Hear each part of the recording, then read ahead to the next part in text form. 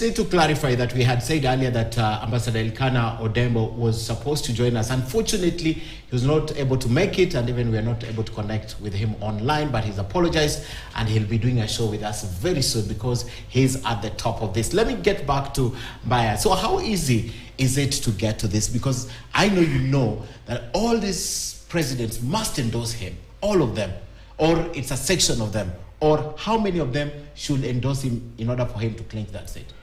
See, if it goes to a vote, then it'll have to be voted in by a majority of member states. Majority. But okay. I think there is an understanding in Africa that the position rotates.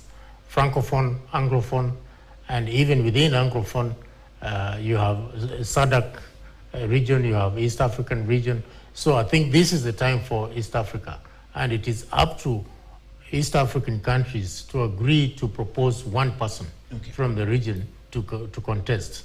If it is indeed Honorable Raila Odinga being supported by the East African community, for instance, then probably it's an easier way for him to clinch the seat. Does that automatically mean that the Francophone countries will have no position? No, they are free to bring a candidate. But the point is, there is an understanding that the seat rotates. Okay. So if that understanding holds, then probably it will be easier for Honorable Raila Odinga to... On text or a gentleman agreement?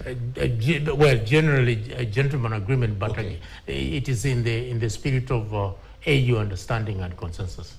You have been there. How easy is it in your reflection for Raila Odinga to make the cut? Let me make one or two just minor kind of underlining of what Ambassador said. Go ahead.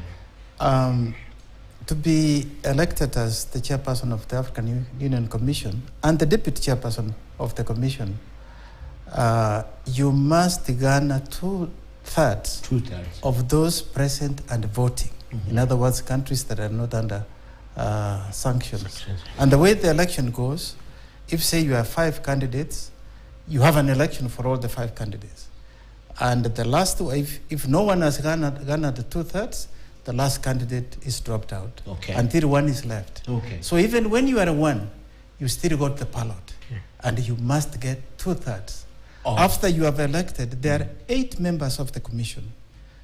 When I was there, we were 10, but now there are 8. That's some of the reforms that have been made.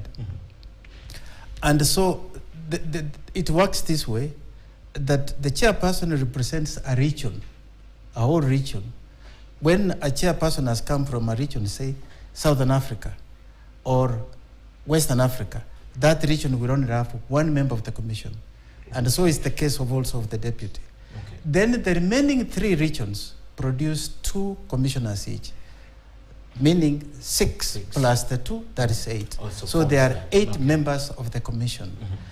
Now, before you go there, what was the complication with 10? Were other regions getting more representation? This is part of, I'm sure you followed the news the other day.